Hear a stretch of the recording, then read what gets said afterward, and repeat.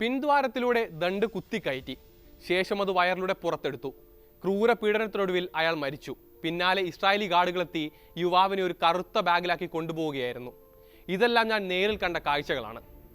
കഴിഞ്ഞ ദിവസം ഇസ്രായേൽ ജയിലിൽ നിന്ന് പുറത്തിറങ്ങിയ ഒരു ഫലസ്തീനി അൽ ജസീറ ചാനലിനോട് വെളിപ്പെടുത്തിയതാണിത്. 35-കാരനായ ഗസയിലെ ഖാൻയൂനിസ് സ്വദേശി മുസ്അബ് ഹാനി ഹനിയയുടെ ദാരുണാന്ത്യത്തിന്റെ ഞെട്ടിക്കുന്ന നേർസാക്ഷ്യങ്ങളായിരുന്നു ആ വിവരണം. അന്യായമായി അറസ്റ്റ് ചെയ്യപ്പെട്ട് ഇസ്രായേൽ തടവറകളിൽ അടയ്ക്കപ്പെട്ട ആയിരക്കണക്കിന് ഫലസ്തീനികൾ അവിടെ നേരിടുന്ന കൊടിയ പീഡനത്തിന്റെ ഒരു ഉദാഹരണം മാത്രമാണിത്. ഇസ്രായേൽ സൈന്യത്തിന്റെ ക്രൂര പീഡനത്തിനിരയായി നിരവധി പേർ ജയിലിൽ കൊല്ലപ്പെട്ടിട്ടുണ്ടെന്നും അഭിമുഖത്തിൽ വെളിപ്പെടുത്തലുകളുണ്ട്. ഹനിയ കുടുംബത്തിൽ നിന്നുള്ള മുസ്അബ് അടുത്തിടെയാണ് കൊല്ലപ്പെട്ടത്. കൃത്യമായി പറഞ്ഞാൽ 1 മാസം മുൻപ്. കസ്റ്റഡി പീഡനവും കൊലയും ഒളിപ്പിക്കാനായി യുവാവിന് മാരക രോഗമുണ്ടായിരുന്നു എന്ന തരത്തിൽ വ്യാജ മെഡിക്കൽ റിപ്പോർട്ട് ഉണ്ടാക്കിയെന്നും അദ്ദേഹം പറയുന്നുണ്ട്. വൈദ്യ പരിശോധനയിൽ ക്യാൻസർ കണ്ടെത്തിയെന്നാണ് പിന്നീട് ഇസ്രായേൽ അവകാശപ്പെട്ടത്. ക്യാൻസർ ബാധിച്ചാണ് അദ്ദേഹം മരിച്ചതെന്നാണ് മരണ റിപ്പോർട്ടിലും പറയുന്നത്. 150 കിലോ ഭാരമുണ്ടായിരുന്ന മുസ്അബ് അവസാനം എല്ല് പോലെയായിരുന്നുവെന്നും മരിക്കുമ്പോൾ 40 കിലോയിലേക്ക് എത്തിയെന്നും സാക്ഷി പറയുന്നു. ദിവസവും വലിയ നായകളെ ജയിലിലേക്ക് അഴിച്ചുവിട്ട് തടവുകാരെ ആക്രമിക്കുമായിരുന്നുവെന്നും അദ്ദേഹം പറയുന്നുണ്ട്. വലിയ ഭീതിപ്പെടുത്തുന്ന നായകൾ തടവുകാരെ എല്ലാം കടിച്ചു പറിക്കുമായിരുന്നു. അതിനു പുറമെയാണ് ഇസ്രായേലി അധികൃതരുടെ ആക്രമണം. കണ്ണ് മൂടിക്കെട്ടി കൈവിലങ്ങിട്ട ശേഷം ഇരുമ്പിന്റെ ലാത്തി കൊണ്ട് അടിക്കുമായിരുന്നുവെന്നും അദ്ദേഹം പറയുന്നു.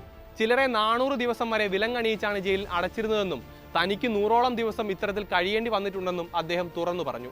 2024 മാർച്ച് 3-നാണ് മുസ്അബിനെ ഖാൻ യൂനിസിൽ നിന്ന് ഇസ്രായേൽ സൈന്യം അറസ്റ്റ് ചെയ്തുകൊണ്ട് പോകുന്നത്. നേരത്തെ തന്നെ ആരോഗ്യ പ്രശ്നങ്ങൾ നേരിട്ടിരുന്ന യുവാവിന് ഇസ്രായേൽ അധികൃതർ ജയിലിൽ കൃത്യമായ ചികിത്സ നൽകിയിരുന്നില്ല. ഇതിനു പുറമെയാണ് കടുത്ത ശാരീരിക പീഡനവും നേരിട്ടതായുള്ള റിപ്പോർട്ടുകൾ പുറത്തുവരുന്നത്.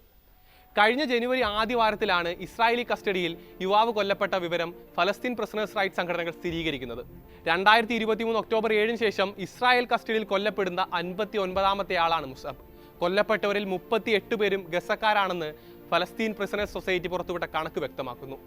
ഇപ്പോഴും 10,000-ഓളം ഫലസ്തീനികൾ ഇസ്രായേൽ തടവറകളിൽ കഴിയുന്നുണ്ട്. കുട്ടികളും സ്ത്രീകളും ഇതിൽ ഉൾപ്പെടും.